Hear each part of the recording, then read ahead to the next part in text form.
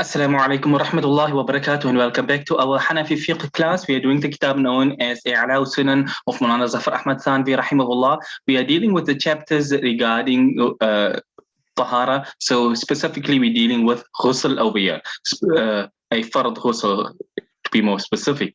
So that's where we are continuing on from tonight, inshallah. So without any extra delays, since I've already come late, let us begin. Bismillah walhamdulillah wassalatu wassalamu ala rasulillah wa ala alihi wa sahbihi wa man wala. So we are here on page 223, starting from hadith number 167. So we start. أخبرنا عبد الله بن محمد الصفار التستري حدثنا يحيى بن غيلان حدثنا عبد الله بن بزيع عن أبي حنيفة رحمه الله عن عمرو بن شعيب عن أبيه عن جده رضي الله عنه أن سائلا سأل النبي صلى الله عليه وسلم ألا يوجب الماء من الماء؟ فقال إذا التقى الختانان وغيبت الحشفة فقد وجب الغسل أنزل أو لم ينزل. أخرجه الطبراني كذا في زيلعي. قلت رجاله رجال الحسن أما شيخ الطبراني فثقة لكونه لم يضاعف في الميزان. Okay. Let's read this before I move on to the next page. So it's narrated by Abdullah ibn Muhammad al-Safar al-Tustari, who reports from Yahya ibn Ghaylan, from Abdullah ibn Bazi', from Imam Abu Hanif rahimahullah, from Amr ibn Shu'aib an Abihi an Jaddi. This narrator, Amr ibn Shu'aib, whenever you find it, it will always be Amr ibn Shu'aib from his father, from his grandfather. His grandfather is Hazrat Abdullah ibn Amr ibn al-As radiyallahu anhu. So, you know, you'll... Throughout the books of hadith, you'll always say Amr ibn Shu'aib an Abihi an Jaddihi, because Amr narrates from his father, Shu'aib, who narrates from his father, Abdullah ibn Amr ibn al-As radiyallahu anhu. So yeah, that's basically who this narrator is. So Imam Abu Hanifa to Amr to Shu'aib to Hazrat Abdullah ibn Amr radiyallahu anhuma. So anyway, so Hazrat Abdullah ibn Amr radiyallahu anhu, he narrates that a man asked Nabi sallallahu alayhi wasallam the following question. He said that is al-ma'u min al-ma'. You know, we spoke about this last week, that there were different ahadith which spoke about when is ghusl necessary. And one hadith says al-ma'u min al-ma', which means that ghusl is only required when a person has released his fluid, so to speak. So and then the fatwa of the Hanafi madhab is that no, you don't need that is not required, but you'll see, we'll touch on that point again tonight. So anyway, so this Sahabi came and he asked that, Ya Rasulullah sallallahu alayhi wasallam, isn't it true that a person needs to make ghusl only when he releases his fluid? And Rasulullah sallallahu alayhi wasallam replied by saying, إِذَا الْتَقَى الْخِتَانَانِ وَغِيبَتِ الْحَشَفَةِ فَقَدْ وَجَبَ الْغُسْلِ. That when the two circumcised parts touch, and then Nabi sallallahu alayhi wa sallam adds on to explain it further, وَغِيبَتِ الْحَشَفَةِ, and the private part of the man disappears into the woman, فَقَدْ وَجَبَ الْغُسْلِ. Then in that, the minute that happens, ghusl becomes wajib. أَنزَلَ أَوْ لَمْ يَنزِلْ. Whether he has released liquid or not, it makes no difference. The mere entry breaks the ghusl for both parties. That is what the nullifier of ghusl is. So therefore, al-ma'u min al-ma' did exist. But then the ruling changed that the minute the entry takes place, the ghusl breaks. So that is why when the Sahabi asked this question, then Nabi sallallahu alayhi wasallam corrected him by saying that whether you release or you don't release, it doesn't matter. The mere entry is enough for the ghusl to break. So that is what necessitates ghusl. So Imam al-Tabarani rahimahullah, the narrator of this hadith, like I was mentioning by Imam al-Zayla'i, Maulana Zafar Ahmad Thanvi, he says the narrators are all Hassan, they're all reliable, good people, because the Shaykh of Imam al-Tabarani is reliable because he's not graded as being weak in al-Mizan. As for Yahya ibn Ghaylan, he is al-Rasibi, al-Tustari, and Imam Ibn Hibban is listed amongst the reliable, authentic people, like I was mentioning at Tahdhib. As for Abdullah ibn Bazi', Imam ad-Daraqutni said, Laysa bimatruk. He's not someone who is rejected. Imam Ibn Adi and Imam as-Saji said, Laysa bihujja, that he's not a proof. Now, anyway, Maulana Zafar Ahmad, he goes on to say that وَهَذَا لَيِّنٌ هَيِّنٌ. He says this way Imam Ibn Adi then said he's not a proof. Yeah, it's a bit shaky, the argument. He says, as for Imam Ad-Daraqutni, who says that laysa bimatruk, this is, that he's not someone who's rejected. These are words, when Imam Ad-Daraqutni rahimahullah uses terms like this, it means he actually believes the person to be reliable. So while Imam Ibn Adi may not have accepted him, Imam Ad-Daraqutni rahimahullah regarded him to be acceptable. And as we mentioned time and again, as far as the Hanafi madhab is concerned, especially in this book, I'Ala Sunan, whenever you have a narration and muhaddithin differ with regards to a particular narrator, you have big muhaddithin who grade it with proper reasons as to why they say this person is reliable. And another one comes along and say, no, I don't regard him as reliable. Then the one who say we don't regard him as reliable, his word doesn't exactly hold up to scratch, because you have those who are tashaddud, you have those who are layyin, those who are harsh in their grading, and those who are lax in their grading. So, all of these factors have to be taken into consideration. But anyway, we touched on that point many times in the past. So he says, but furthermore, he says, وتابعه الجارود بن يزيد وأبو عبد الرحمن المقري عند الحافظ طلحة بن محمد في مسنده فرواياه عن أبي حنيفة بسنده كما في جامع المسانيد وباقي رجاله لا يسأل عنهم فالحديث حسن. He says, even if you want to argue about the fact that Abdullah ibn Bazir is regarded as being weak according to Imam Ibn Adi and Imam Asaji, he says then you also have supporting evidences, which is reported by Imam Al-Jarud ibn Yazid and Imam Abu Abdurrahman al-Muqri. Their narrations are found by Imam Hafiz Talha ibn Muhammad in his Mus'ab. Both of them narrated from Imam Abu Hanifa with his chain. So therefore, if you're saying Abdullah ibn Bazir is a problem, then their chains is without him. So that issue is now removed. So therefore, the rest of the narrators in the chain, la yusalu anhum, you don't even have to ask about them because they are all reliable. Ergo, we stopped by Abdullah ibn Bazir. Let me just go up so you can see. We stopped here, Abdullah ibn Bazir, who narrates from Imam Abu Hanifa, from Amir ibn Shu'aib, and Abihi and Jaddihi. So what he's saying is that Imam Abu Hanifa is, he's reliable. So we're not going to get involved. Is Imam Abu Hanifa reliable? You don't even need to ask. And Amr ibn Shu'aib, he is a narrator that's always found in the books of Hadith, 100% reliable. So therefore, you don't even have to ask about him either. So we've only focused on this portion of the chain because the rest of the chain is already suitable. But anyway, he says, so فَالْحَدِيثُ حَسَنٌ. So the hadith, when you at the end of the day, is Hasan, and Hasan is suitable. But anyway, moreover than what has been just simply mentioned here, we did do previously some other ahadith as well, which further cements this viewpoint that the mere entry into the woman, that is what nullifies the ghusl, and not the, let's put it this way, the release of fluids. Now, one thing I would add on here is that last week Friday, a week has already flown by. I send out every week on a Friday one of those short audios, and my topic of last week Friday was about LBGT, and all the haram and the kufr associated with it and stuff of that sort. And on this topic here, something that popped in my mind, since you're seeing all of these LBGT things taking place, and we know that there are people who are doing the LBGT type acts. So now, let's put it this way: if two women were to be doing it, or two men, for example, would the ghusl break? Yes or no? So you have issues such as it. But realistically speaking, people who are engaged in such acts, the last thing on their mind is what is the Shari'i ruling. You are doing the acts of Qawmi Lut, where Allah had wiped them off the surface of the earth. You're not going to be engaging in such acts and wondering, is my ghusl valid or not? But yeah, anyway, let's move on. So that was the first hadith. Last one of the chapter over here now, 168. It's عن أبي حنيفة عن عون بن عبد الله عن الشعبي عن علي بن أبي طالب رضي الله عنه أنه قال يوجب الصداق ويهدم الثلاث ويوجب العدة ولا يوجب الصاع من الماء. أخرجه الإمام محمد في الآثار وقال يعني إذا التقى الختانان وجب الغسل أنزل أو لم ينزل. جامع المساجد. قلت رجاله كلهم ثقات وسماع الشعبي عن علي رضي الله عنه مختلف فيه ولا ضير فإن مرسله صحيح أيضا كما صرح به في التهذيب.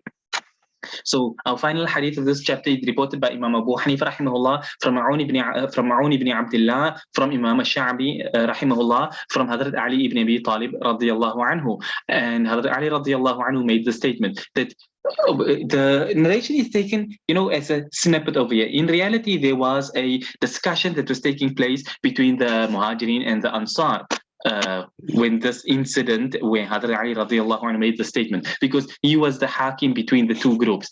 The one group, the Ansar, was saying that al-ma'u min al-ma', that ghusl is required only when when you've let out fluid.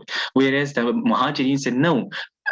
When the circumcised parts touch, that is when the ghusl breaks. So they came to Hadrat Ali radiallahu anhu now to judge between them, because Hazrat Ali radiallahu anhu was famously one of the fuqaha of the Sahaba. So they came and they like, this is our discussion we're having over here. We know a hadith, al-ma'u min al-ma, and we know idha al-taqa al-khitanan.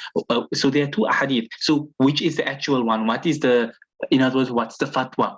So Hazrat Ali radiallahu anhu made this statement, or at least I should say, he first asked them a question. After they answered the question, he then made the statement. Hazrat Ali radiallahu anhu likened the case to that of zina. So he said that if a man were to go and simply put his private part into a woman, would that be deemed as being zina? Yes or no? And they said, yes, that would be regarded as zina. In other words, does he have to release fluid in order for it to be zina?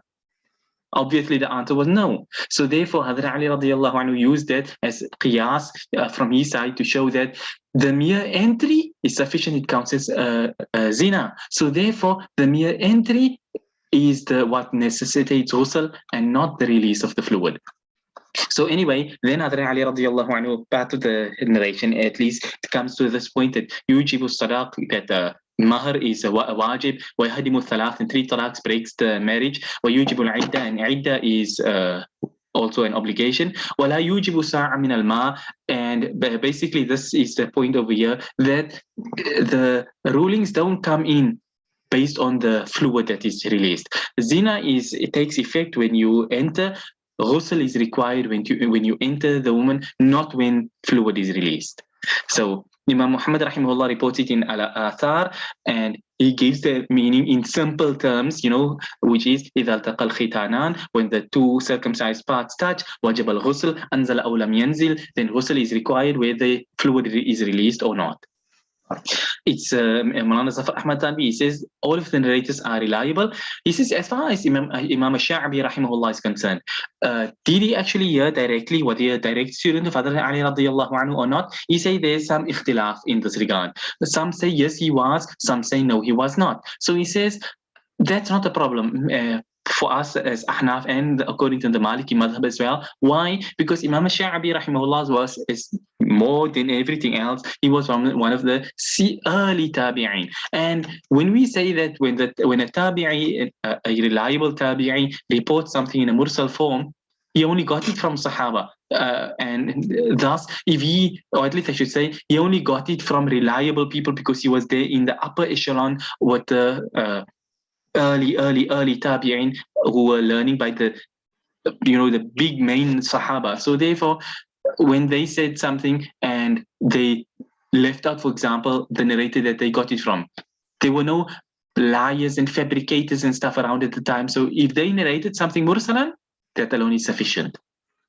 So he says, but it's mentioned in At-Tahdhib explicitly that the mursal narrations of Imam Al-Sha'bi are reliable and authentic. And that's basically the end of that chapter. So we simplified the matter to say that, like we did in the last 2 narrations and we did last week, that the mere entry of the man into the woman is what breaks the ghusl. There is no need for the release of fluid. If you release fluid, it's neither here nor there, but it is the entry that breaks the ghusl, not the fluid. The fluid is something separate, but the mere entry is where the ghusl breaks. If, let's assume, there was no entry and due to some other factors, man were to release his fluid, that fluid release would break his ghusl. That's a separate issue. But we're talking specifically between husband and wife. They don't have to, go to the whole point before fluid is released before the ghusl breaks. Say no, the minute entry takes place, ghusl breaks. So that's the end of that chapter. Let's move on to the next one because it's not a lengthy chapter anyway.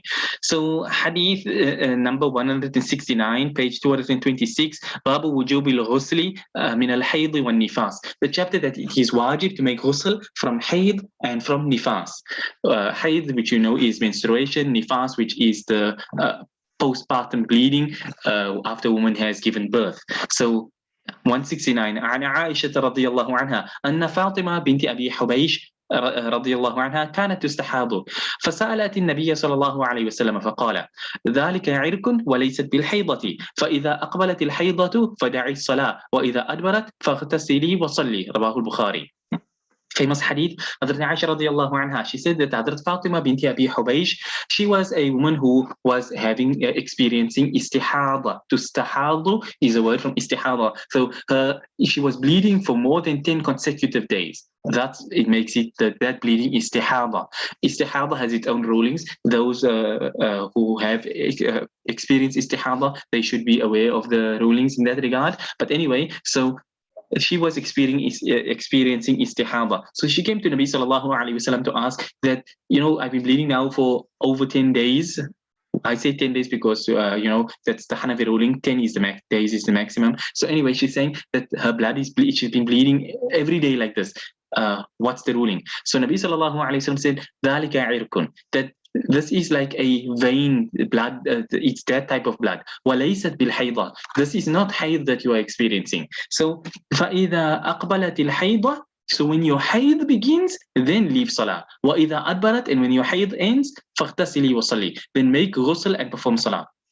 So this hadith establishes that hayd is a nullifier of ghusl. فَاغْتَسِلِي, so make ghusl and perform salah. So obviously was istihada when if your hayd is ended and you continue bleeding now beyond, obviously there's all the laws of hayd and istihada. So I'm not going to make things unnecessarily complicated by delving into that masala, because there's very few things as complicated when it comes to those sort of things. What is habit and all those sort of stuff. So I don't want to confuse you by speaking about those things, but simply put, if your hayd has completed and you bleed now and it's beyond the 10 days, now you're in a state of istihada, so you are bleeding on a daily basis now, but your hayd is already over, then you make a تتوضأ لكل صلاة, you will make wudu for every salah, you won't make ghusl now. So because of why do you make wudu for every salah? We did this in fact previously with regards to the chapter of bleeding, because bleeding is a nullifier of wudu. So whether you bleed from your nose or you bleed from anywhere else of your body, the bleeding breaks your wudu. So therefore istihada is a nullifier of wudu, just from that angle alone.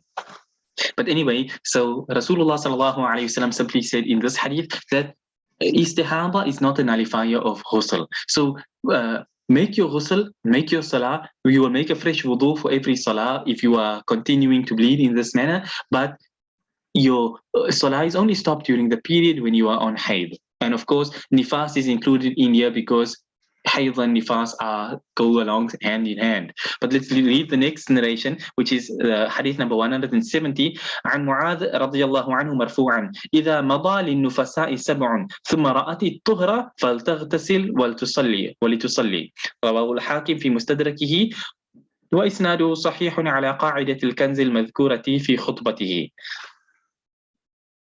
So Hazrat Mu'adh radiyallahu anhu narrates marfu'an, meaning he reported from Rasulullah sallallahu alayhi wasallam, meaning that Nabi sallallahu alayhi wasallam made the statement saying, إِذَا مَضَى لِلنُّفَسَاءِ سَبْعٌ, that if a woman in nifas has passed 7. In other words, if even 7 days has passed by, doesn't mean it's got to only be 7 days, but if 7 days has passed by with a woman in Nifaas, ثم رأت الطهرة, and then she sees she's in this pure state, that her bleeding has stopped.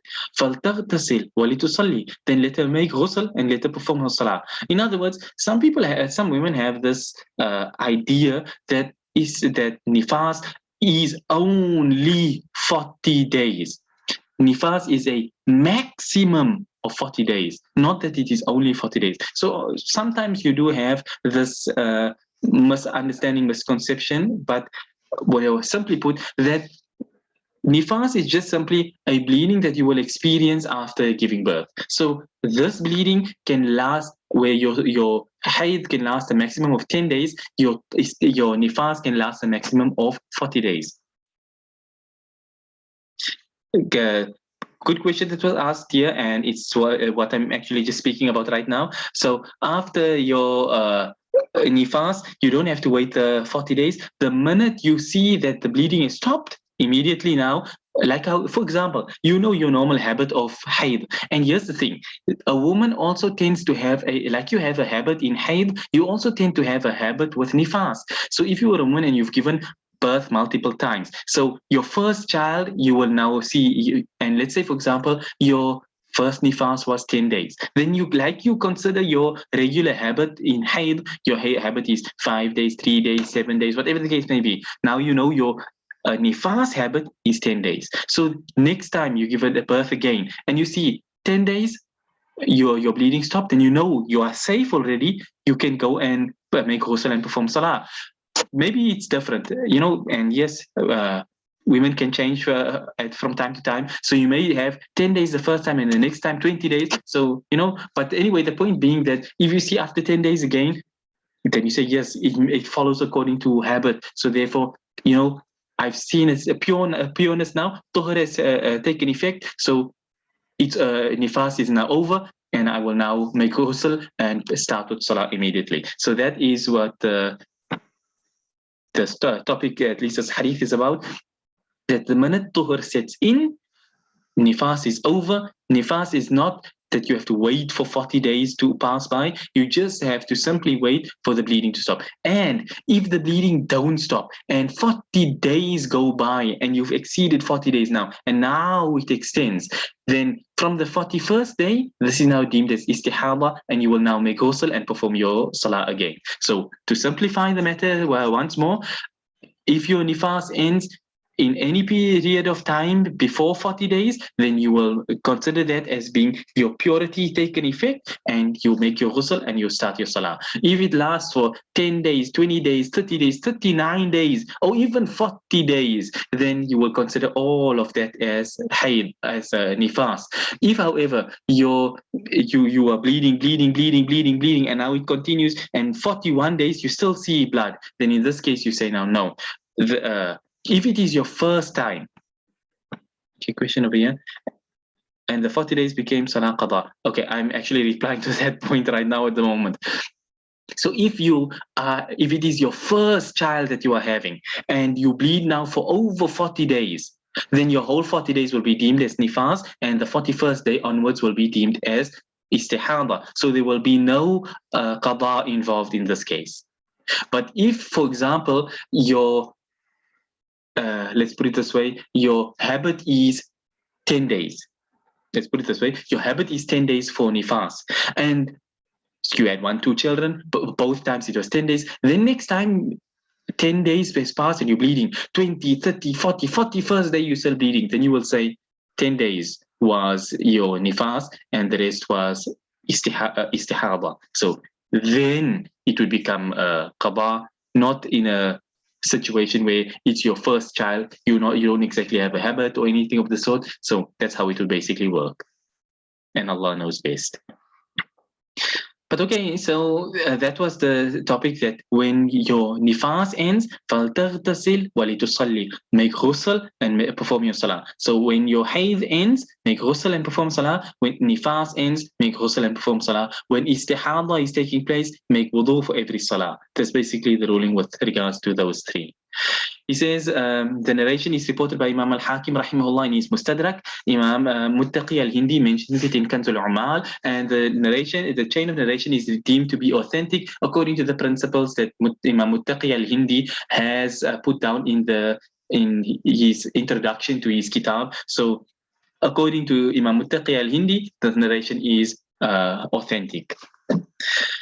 That's the end of the chapter with regards to the ghusl for Haydh and Nifaas. So we've got ghusl from the release of fluid. We've got ghusl from the private parts with, being inserted. And now we've got ghusl from Haydh and ghusl from Nifaas. And we're ending on this point here, inshallah, because we got only 4 minutes left on the clock.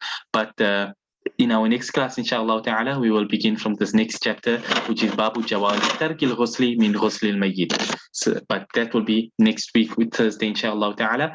We end from on this point here now for this week. If anybody has any questions, you're welcome to ask your questions before our time runs out.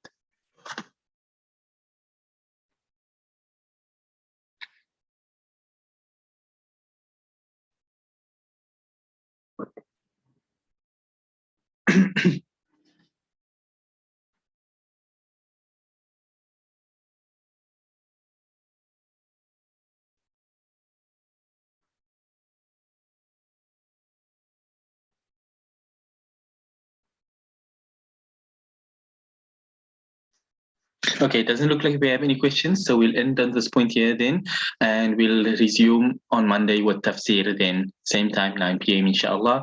Until that time, we end for now and we say, wa sallallahu wa sallam wa baraka ala nabiyyina Muhammad, subhanallahi wa bihamdihi, subhanakallahumma wa bihamdik, nashhadu an la ilaha illa anta, nastaghfiruka wa natubu ilayk. Wassalamu alaikum wa rahmatullahi wa barakatuh.